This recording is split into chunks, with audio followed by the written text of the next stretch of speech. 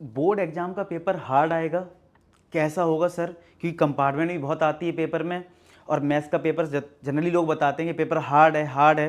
मैं परेशान हो गया हूँ सर, मुझे डर लग रहा है कि टाइम बहुत कम बचा है। मैं कैसे समझ पाऊँ कि मैं पेपर कितना कर पाऊँगा, क्या पढ़ना होगा, क्या सारी चीज़ें करनी होंगी। तो मैं आपको इसको समझाने के लिए आपको सिंपल से बताता हूँ कि मैं आपको 2023 और 24 2 ईयर्स का आप वो पेपर कंपेयर करके बताता हूँ। कितना पेपर जो है वो एनसीईआरटी से था, कितना पेपर आपका प्रीवियस ईयर क्वेश्चन से था, कितना आपका एक्स्ट्रा क्वेश्चंस आपको और एक्स्ट्रा प्रैक्टिस करनी पड़ेगी, और मैं आपकी कैसे हेल्प करूंगा वो तो मैं बताऊंगा। ठीक है, तो ये सारी चीजें बहुत अच्छे से क्लियर हो जाएंगी आपको, और आपकी जो अंदर का जो डर है वो पूरी तरीके से निकल जाएगा, और आपको ये पता लग जाएगा कि एक्चुअल में तुम्हें क्या फॉलो करना है, कैसे करना है। क्योंकि बहुत ज्यादा डिस्ट्रैक्शन, कोई बोल रहा होगा ये बुक लगा लो, कोई कह रहा होगा ये बुक लगा लो, कंफ्यूजन बहुत ज्यादा है। आपको किस पे स्टिक रहना है ये मैं आपको इस वीडियो में जरूर क्लियर करवा दूंगा कि भाई इस चीज को फॉलो कर लेना, तुम्हारे मार्क्स आ जाएंगे। अब देखो बात करते हैं सीबीएसई का, ये 2023 का पेपर है और ये 2024 का पेपर है। अब मैं आपको एक एक करके बताता हूं कौन से क्वेश्चन एनसीईआरटी बेस्ड थे, कौन से क्वेश्चन थोड़े एक्स्ट्रा प्रैक्टिस वाले थे। जैसे हम अगर बात करें फर्स्ट क्वेश्चन, जिसमें आपको एक मैट्रिक्स दे रखा है, ए इनवर्स कुछ समथिंग दे रखा है, और आपको X plus Y find out करना है। अगर आपकी इसकी ट्रिक पता है कि भाई प्री मल्टीप्लाई कर दो ए इनवर्स से तो जल्दी सॉल्व हो जाएगा, तो आप कर लोगे। हालांकि ये एनसीईआरटी बेसिस पे ही क्वेश्चन है, लेकिन कम इसमें मैं ये बोलूंगा एनसीईआरटी के साथ थोड़ी जिसने अच्छे से प्रैक्टिस कर रखी है उसको पता होगा हाँ इसको ऐसे करना है, तो ये उस पर बेस्ड है, तो मैं इसको एनसीईआरटी ही मानूंगा। ठीक है, अगर हम इसमें बात करें, ये डिटरमिनेंट की प्रॉपर्टी पे क्वेश्चन है, इसके लिए आपको पी वाई क्यू करना होगा। पी का मतलब यहाँ पे पी वाई क्यू हो जाएगा। एडजॉइंट एनसीईआरटी पे इस पे ज्यादा क्वेश्चन की प्रैक्टिस नहीं है, तो मैं बोलूंगा पी वाई क्यू जिसने कर रखा हो वो आराम से कर लेगा, यानी कि शुरुआत जो है पी वाई क्यू से हो रहा है। अगर मैं 2024 की बात करूं, तो ये पहला क्वेश्चन है कि कौन सा फंक्शन 1 1 ऑन 2 है, तो ये एनसीईआरटी है। If a matrix has 36 elements, number of possible order, ये भी आपका प्योर एनसीईआरटी बेस्ड क्वेश्चन है, तो इसमें कोई दिक्कत नहीं है। अगर हम और आगे बढ़ते हैं, बात करते हैं क्वेश्चन नंबर 4 की, तो यहां पे बोला 2a प्लस बी एक नल मैट्रिक्स है, बी बताओ, तो ये एनसीईआरटी बोलूंगा। डिफरेंशिएशन ऑफ एफ एक्स अगर लॉग एक्स के इक्वल है, एफ एक्स बताना, थोड़ा ट्रिकी बोल सकता हूं, तो थोड़ी एक्स्ट्रा क्वेश्चंस की प्रैक्टिस करी होगी, तो मतलब सिंपल है, इंटीग्रेट करना है वैसे बहुत सारे, लेकिन मैं कहूंगा इसको एक्स्ट्रा क्वेश्चन में डाल दे रहा हूं। सेक स्क्वायर का इंटीग्रेशन पता होगा तो आप कर ही लोगे, तो ये प्योर एनसीईआरटी हो गया। यहां पे आऊं तो बोला कौन सा फंक्शन जो फंक्शन है वो कंटिन्यूअस है, डिफरेंशिएबल है, तो ऐसे क्वेश्चन एनसीईआरटी में कंटिन्यूअस और डिफरेंशिएबल पे मतलब मिक्स क्वेश्चंस कम है, तो इसके लिए मैं बोलूंगा ये पी वाई क्यू अगर आप करोगे तो आपको बेस्ट लगेगा। एफ एक्स एक कंटिन्यूअस फंक्शन है ए बी में और डिफरेंशिएबल है ए बी में, तो वो स्ट्रिक्टली इंक्रीजिंग होगा, क्या कंडीशन होगी, तो ये मैं कह सकता हूँ अगर एनसीईआरटी की कंडीशंस पता है तो आप कर ले जाओगे। ये कंपेयर करने वाला यानी एनसीईआरटी। यहाँ पे ए से B F X D X किसके इक्वल होगा ये आपको बताना है, यानी प्रॉपर्टीज अगर आपने डिटरमिनेंट की पढ़ी है, सॉरी डेफिनेट इंटीग्रेशन पढ़ी तो आप आराम से कर पाओगे। तो यहाँ पे देख रहे हो एनसीईआरटी और पीवाईक्यू कुछ पार्ट एक्स्ट्रा दिख रहा है जो कि 2023 में था। अगर हम आगे बात करें तो बोला ऑर्डर और डिग्री बताओ, भैया एनसीईआरटी बेस्ड क्वेश्चन है। पी की वैल्यू बतानी है, दो वेक्टर परपेंडिकुलर है, एनसीईआरटी, ये तो भाई प्योर एनसीईआरटी। कुछ हमें वेक्टर सॉल्व करना है, ए प्लस बी आई के इक्वल है, ए आपको दे रखा है, बी का मैग्नीट्यूड निकालना है, तो ये भी मैं बोलूंगा अगर वैल्यू पुट करना है और फिर मैग्नीट्यूड निकालना है तो अगर आपने एनसीईआरटी कर रखा है तो हो जाएगा। तो देख रहे हो डर आधा निकाल लो, एनसीईआरटी देख रहे हो काफी है। ए और बी यूनिट वेक्टर है, साइन थीटा 3/5 है, ए डॉट बी की वैल्यू निकालनी है, तो ये थोड़ा सा मैं बोल सकता हूँ पी वाई क्यू पे काफी क्वेश्चन इस टाइप के आते हैं। इंटीग्रेटिंग फैक्टर बताना है, एनसीईआरटी, ये एनसीईआरटी बेसिस पे है। डायरेक्शन कोसाइन, अब इस पे एनसीईआरटी पे भी क्वेश्चन है और मैं बोलूंगा पीवाईक्यू कर लोगे तो और प्रैक्टिस हो जाएगी आपकी। लीनियर प्रोग्रामिंग प्रॉब्लम, ये आपका थ्योरेटिकल बेस्ड क्वेश्चन, तो मैं कहूंगा एनसीईआरटी है, अगर थ्योरी क्लियर है तो आप कर ले जाएंगे। अगर हम आगे बात करें, डायरेक्शन क्वेश्चन बताना है एनसीईआरटी, ये आपको प्रोबेबिलिटी का फॉर्मूला है एनसीईआरटी, कंटिन्यूअस का क्वेश्चन है एनसीईआरटी। अब यहाँ मल्टीप्लाई करना है तो मैं कहूँगा थोड़ा पीवाईक्यू की प्रैक्टिस करी हुई तो मल्टीप्लाई की अच्छी खासी प्रैक्टिस हो जाती है। ठीक है, इधर देखें तो P A slash B equal to P A dash B, तो यहाँ थोड़ा मैं बोलूँगा एक्स्ट्रा प्रैक्टिस अगर आप कर रखे होंगे तो आप आराम से कर पाओगे। ये डिटरमिनेंट निकालना है एनसीईआरटी, डिफरेंशिएट करना है sine X square with respect to X, तो ये भी प्योर एनसीईआरटी क्वेश्चन है। ऑर्डर एंड डिग्री बताना है, ये थोड़ा ट्रिकी हो सकता है कुछ लोगों के लिए, तो ये तो पी वाई क्यू कर लो या फिर एक्स्ट्रा क्वेश्चंस कर लोगे तो आपका काम इस टाइप के क्वेश्चंस के लिए हार्ड से हार्ड आप आराम से कर पाओगे। फिर आता है 15th में जनरल सॉल्यूशन बताना है, तो एनसीईआरटी भी बोल सकता हूँ, पीवाईक्यू भी बोल सकता हूँ। ठीक है, स्ट्रिक्टली इंक्रीजिंग, अब देखो ये ऐसे टाइप के क्वेश्चंस परेशान करते हैं, तो मैं बोलूँगा PYQ करो या फिर एक्स्ट्रा क्वेश्चंस करो ऐसे क्वेश्चंस के लिए, तो आपकी अच्छी प्रैक्टिस होगी। यहाँ पे आपको लीनियर प्रोग्रामिंग का ऑब्जेक्टिव क्वेश्चन है तो आप एक्स्ट्रा प्रैक्टिस करें, क्योंकि लीनियर प्रोग्राम में जो एक एक नंबर वाले क्वेश्चंस होते हैं उनकी आप प्रैक्टिस एक्स्ट्रा कर ले तो बढ़िया रहेगा।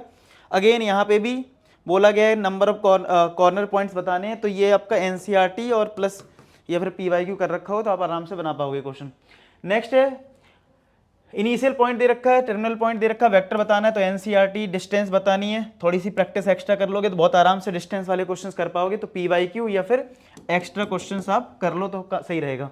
Number of corner points in of the feasible reason determine the constant this, तो यहाँ पे भी वही है NCERT हो जाए और ये थोड़ा एक्स्ट्रा क्वेश्चंस या PYQ। अच्छा, तुमने एक चीज़ नोटिस करी होगी, जब आप इसका कंक्लूजन होगा तो आपको पता लगेगा आपके मार्क्स कहाँ कट रहे हैं, किस वजह से कट रहे हैं। आप लोग कमेंट सेक्शन में जरूर बताना कि आपके प्री बोर्ड में क्या स्कोर रहा। क्यों? प्री बोर्ड में जो स्कोर रहा होगा पक्का है जो मेरा इस वीडियो का कंक्लूजन होगा वो वही आपके मार्क्स का कंक्लूजन होगा, तो आप कमेंट सेक्शन में जरूर मेंशन करना कि आपका प्री बोर्ड का स्कोर कितना रहा, ठीक है। क्योंकि इन्हीं सब फैक्टर की वजह से जो बीच में एक्स्ट्रा क्वेश्चंस आ रहे हैं या फिर PYQ आ रहे हैं, और दूसरा मैं अगर कुछ भी लिख रहा हूं तो वो बच्चों का अलग अलग लेवल हो सकता है, इसके बेसिस पे 19-20 का अंतर आ सकता है। ऐसा नहीं है कि सर ये तो मुझे आसान लग रहा है, भाई तुमने अच्छी से पढ़ाई की होगी, तो वो चीज़ अलग बात है, ठीक है। अच्छा, अब ऐसे क्वेश्चन ही परेशान करते हैं, रेंज ऑफ दिस फंक्शन, तो ये भी मैं कहूँगा जब तक आप एक्स्ट्रा प्रैक्टिस नहीं करोगे तब तक आपको दिक्कत रहेंगी इस टाइप के क्वेश्चन में। Equation of line passing through this point and ये जितना, ठीक है, लाइन बतानी है तो ये भी आपका हो जाएगा आराम से NCERT बेसिस से। एक फंक्शन दे रखा है बोथ 1 1 ऑन 2 हमें बताना है और फिर हमें सेट B बताना है, तो ठीक है, एक्स्ट्रा प्रैक्टिस और NCERT बेसिस पे है, ये आपका NCERT बेसिस पे है। इधर मैं आऊँ तो यहाँ पे बोला है कि ये एक मैट्रिक्स है, डिटरमिनेंट 2 से 4 के बीच में, सही है नहीं तो ये डिटरमिनेंट निकालना पड़ेगा, तो ये थोड़ी एक्स्ट्रा प्रैक्टिस या फिर PYQ कर लोगे आराम से कवर हो जाएंगे इस टाइप के क्वेश्चन। और a line in a space can not be drawn perpendicular to x, y, तो ये भी तुम्हारा देखा है तो फॉर्मूला NCERT बेसिस पे ही है, ठीक है। अब ये इस टाइप के क्वेश्चन थोड़े परेशान करते हैं डिफरेंशियल वाले, तो आप इसकी आप एक्स्ट्रा प्रैक्टिस करें, ठीक है। और ये हो सकता है इसका डिफरेंशिएशन थोड़ी परेशान करे, तो यहाँ भी मैं कहूँगा एक्स्ट्रा क्वेश्चंस की प्रैक्टिस करोगे तो आपका बढ़िया हो जाएगा। तो आपने एक चीज़ नोटिस की होगी कि ऐसे बहुत सारे क्वेश्चंस हैं जो NCERT बेसिस पे हैं, और इसीलिए मैंने आपके लिए जो प्लानिंग बनाई थी 16 दिसंबर से लेकर 31 दिसंबर तक क्या क्या पढ़ाई करनी है। क्यों? अगर आपने ये बात मेरी मान ली तो आपके अंदर एक अच्छा कॉन्फिडेंस आ जाएगा, फालतू डिस्ट्रैक्शन से बच जाओगे कि ये बुक पढ़नी है वो बुक पढ़नी, कुछ नहीं पढ़ना है। इस वीडियो में मैंने जो जो बोला है, जो जो प्लानर दिया है, सारी डिस्क्रिप्शन में लिंक आपको इस वीडियो की मिल जाएगी, और इस वीडियो में मैंने बता रखा है कि किस डेट पे क्या पढ़ाई करनी है, बस तुम वो पढ़ लो, तुम्हें फालतू इधर उधर की बुक नहीं पढ़नी पड़ेगी। मैं बता रहा हूँ तुम्हारे बहुत अच्छे नंबर आ जाएंगे, मैं तुम्हारी पूरी हेल्प करूंगा, ठीक है। तो इस वीडियो जरूर देख लेना। अच्छा, आगे आते हैं तो लिखा फाइंड ऑल वेक्टर्स, मैग्नीट्यूड दे रखा है कोलिनियर टू दिस वेक्टर, तो ये थोड़ा एक्स्ट्रा प्रैक्टिस से ही आएगा आपको। अगेन ये फिगर बेस्ड क्वेश्चन भी है, जब तक एक्स्ट्रा प्रैक्टिस नहीं करोगे तो मजा नहीं आएगा आपको करने में। Check these lines are perpendicular और नॉट, आपस में चेक करना है, तो यहाँ पे भी आप एक्स्ट्रा क्वेश्चन की प्रैक्टिस करें। ये आपका NCERT और PYQ से कवर हो जाएगा, और ये भी तुम्हारा NCERT और थोड़ा एक्स्ट्रा प्रैक्टिस से कवर हो जाएगा। इधर मैं आऊँ तो बोला है ये तुम्हारा प्योर NCERT है, ये थोड़ा परेशान कर सकता है किसी को, मतलब लेकिन NCERT और थोड़ा PYQ प्रैक्टिस से अड़े आराम से होंगे। सेम इधर है NCERT PYQ, और ये एरिया बेस्ड क्वेश्चन यानी कि NCERT बेसिस पे, यानी NCERT कुछ कुछ PYQs अगर आप करते रहोगे तो बढ़िया हो जाएगा।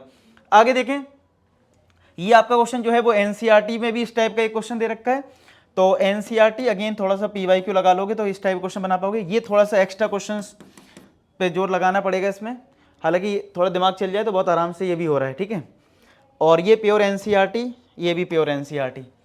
अगर इधर देखूँ तो डायरेक्ट तो नहीं बोलूँगा कि ये प्योर NCERT में, लेकिन PYQ कर लोगे चल जाएगा आराम से काम। fx एक फंक्शन दे रखा है, f1 f2 दे रखा है, चेक करना है वो 1 1 ऑन 2 है नहीं, तो थोड़ा एक्स्ट्रा प्रैक्टिस करनी पड़ेगी इस क्वेश्चन के लिए। ये आपका PYQ में कवर हो रहा है, ये आपका NCERT है, ये भी आपका NCERT, ये PYQ ही करना पड़ेगा इस टाइप के क्वेश्चंस करने के लिए, ठीक है। NCERT में ऐसे क्वेश्चंस है कम है। और देखो तो यहाँ पे अगर हम देखें तो इधर तक समझ में आ गया, तो आपको समझ में आ रहा है, थोड़ा थोड़ा मिक्स चल रहा है। ये आपका प्योर NCERT हो गया। ये अच्छा प्रोबेबिलिटी वाला जो पार्ट है, ये प्रोबेबिलिटी डिस्ट्रीब्यूशन का, ये न्यू NCERT में तो है ही नहीं, तो इसके लिए तो आपको ओल्ड NCERT फॉलो करनी पड़ेगी, लेकिन सिंपल क्वेश्चन है ओल्ड NCERT, ठीक है। और ये तुम्हारे जो क्वेश्चन है ये तुम एक्स्ट्रा क्वेश्चन से कवर हो जाएगा। ई की power x sine x NCERT में भी है, ये भी एनसीईआरटी में है।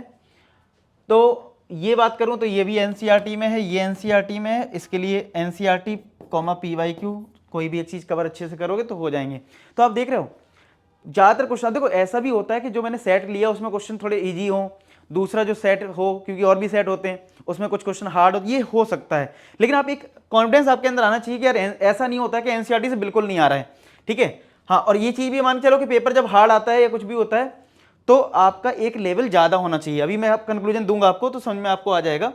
अगर और आगे देखो 32 बोला एक्स डॉट बाई एक इरेशनल नंबर है, चेक करो रिफ्लेक्सिव है, तो मैं कहूँगा एक्स्ट्रा प्रैक्टिस होनी चाहिए। ए और बी इनवर्स दे रखा है, इसमें प्रॉपर्टी पता होनी चाहिए, तो एनसीईआरटी अगर अच्छे से कर रखी हो जाएगा। Solve the matrix method, solve करना है, ये एनसीईआरटी पे ही हो जाएगा। इनवर्स निकालना है एनसीईआरटी, यहाँ पे एनसीईआरटी या पीवाईक्यू कर लो, कवर हो जाएगा एनसीईआरटी, और ये भी क्वेश्चन एनसीईआरटी का है, ठीक है। तो और देखो आगे 34 की बात करें तो बोला है find the vector and cartesian equation of line passing through this parallel to this. तो ये तुम्हें और डिस्टेंस बिटवीन टू लाइंस, तो यहाँ पे थोड़ा सा एक्स्ट्रा प्रैक्टिस की नीड रहेगी।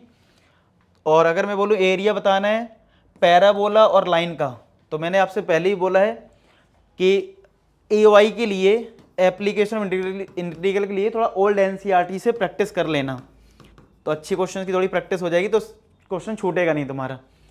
तो ऐसे ही यहाँ पे भी है, थोड़ा ओल्ड एनसीईआरटी से कर लेना, ओल्ड एनसीईआरटी, और ये आपको एक्स्ट्रा प्रैक्टिस से ही मिलेगा ये इमेज वाला क्वेश्चन, ठीक है। इमेज वाला क्वेश्चन एनसीईआरटी में नहीं है, तो आपको एक्स्ट्रा प्रैक्टिस से ही मिलेगा। अगर हम बात करें सबसे ज़्यादा परेशान जो करता है वो केस बेस्ड क्वेश्चन करता है, ठीक है। अब जैसे यहाँ पे केस बेस्ड क्वेश्चन है, यहाँ पे भी केस बेस्ड क्वेश्चन है, कुछ लोग केस बेस्ड क्वेश्चन को मतलब करने के लिए बड़ी प्रॉब्लम आती है। मैं कहूँगा केस बेस्ड के लिए आपको एक्स्ट्रा प्रैक्टिस ही करनी है, इसमें बिल्कुल वो नहीं है, चाहे जो क्वेश्चन चाहे इधर हो चाहे इधर हो, दोनों ही केसेस में बोलूंगा कि एक्स्ट्रा प्रैक्टिस आपको करनी, नहीं तो आप कंफ्यूज रहोगे। सेम इधर एक्स्ट्रा प्रैक्टिस, इधर भी एक्स्ट्रा प्रैक्टिस, नहीं तो आप लैंग्वेज ही नहीं पढ़ पाओगे। कुछ लोगों को लैंग्वेज प्रॉब्लम देखा भी होगा कि आपके प्री बोर्ड में आपको सबसे ज़्यादा प्रॉब्लम इसी में आई होगी, इसमें केस बेस्ड क्वेश्चन में, बाकी फिर भी ठीक है, ये भी क्वेश्चन ऐसे ही है। तो कहने मतलब है यहाँ पे एक्स्ट्रा प्रैक्टिस आपको केस बेस्ड क्वेश्चन की करनी पड़ेगी दम से। अब मैं आता हूँ कंक्लूजन पे कि आपको कितना क्या दिख रहा है दोनों चीज़ों से। एक चीज़ तो साफ है कि अगर मैं 80 मार्क्स का पेपर देख रहा हूँ तो मेरे 40 मार्क्स तो कहीं नहीं जा रहे हैं। मतलब मैं अगर 80 मार्क्स का अगर पेपर देखूँ तो नो डाउट 50% मार्क्स तो मैं स्कोर कर ले जाऊँगा, इसमें तो मुझे कोई डाउट नहीं है। 40 मार्क्स तो मेरे यहाँ से आ ही जाएंगे दोनों में, चाहे वो पेपर हो चाहे पेपर, लगभग में सेम चीज़ें देखने को मिली। एक चीज़ और है कि प्रीवियस ईयर क्वेश्चंस हमें जरूर आराम से हेल्प करेंगे, यानी कि हमारे 15 से 20 नंबर जो है प्रीवियस ईयर क्वेश्चन से इंक्रीज हो जाएंगे। यानी कि जहां आप 40 स्कोर कर रहे हैं, यानी कि जो बच्चों ने प्री बोर्ड दिए होंगे जिनका स्कोर 40 के आसपास होगा, इसका मतलब वो बस एनसीईआरटी पढ़ के गए हैं, पीवाईक्यू लगाया नहीं। जो बच्चे पीवाईक्यू लगा के गए होंगे पक्का आपका स्कोर 55-60 के आसपास, नहीं 50-60 के बीच में आ रहा होगा। और जिसने एक्स्ट्रा क्वेश्चन की प्रैक्टिस की होगी वो 70 के आसपास स्कोर कर रहे होंगे। यानी कह सकता हूं यहाँ पे 60 नंबर तुम्हारे यहाँ पे कवर होते हैं।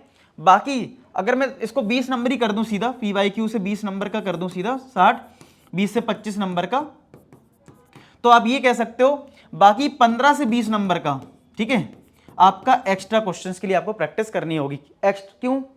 क्योंकि 12 नंबर का तो आपका केस बेस्ड क्वेश्चन हो गया, 12 मार्क्स का केस बेस्ड क्वेश्चंस, ठीक है, केस बेस्ड क्वेश्चंस हो गए 12 नंबर में, और बाकी एक दो क्वेश्चन और आ गए तो वो परेशान करेंगे। तो कहने का मतलब है 15 से 20 तक की जो रेंज है वो एक्स्ट्रा क्वेश्चंस की आपको रखनी पड़ेगी। अगर 25 नंबर का पीवाईक्यू आ गया तो 15 मान लो यहाँ पे, ठीक है, और अगर 20-20 हो गया तो ठीक है। तो मतलब इसी में परेशान आप हो गए। तो मेरी सजेशन ये है कि आप जो मैंने प्लानर आपके लिए बनाया था वो 6 दिसंबर मंथ का, वो जरूर फॉलो कर लेना। उससे फायदा ये होगा तुम इस लेवल को पार कर जाओगे, यानी तुम इस रेंज में आ जाओगे। मतलब तुम्हारी रेंज जो है वो 50 से 60 के बीच में बड़े आराम से पहुंच जाएगी, ठीक है। फिर केस बेस्ड क्वेश्चंस, ये सब एक्स्ट्रा क्वेश्चंस है वो मैं करवाऊंगा प्रैक्टिस, और आप खुद भी करोगे, मैं गाइड भी करता जाऊंगा। तो ये वाला लेवल भी पार हो जाएगा, तब जाके हम 100 मार्क्स तक पहुंचेंगे। बात समझ में आ रहा है? तब पहुंचोगे आप 100 मार्क्स तक। तो एक कंक्लूजन मैंने आपको दे दी है कि अगर आप किस बुक से कितना पढ़ाई करोगे और कितना नंबर आपका आ जाएगा वो मैंने क्लियर कर दिया हो, ठीक है। बाकी फिर भी कोई डाउट रह गया है कमेंट सेक्शन में जरूर बताना, ठीक है। और बाकी ऐसी वीडियो मैं आपके लिए लाता रहूँगा। मिलते हैं नेक्स्ट वीडियो, तो अपना ख्याल रखें, पढ़ाई करते रहें। लास्ट में एक ही बात बोलूँगा कि आप सभी सफल हों। धन्यवाद।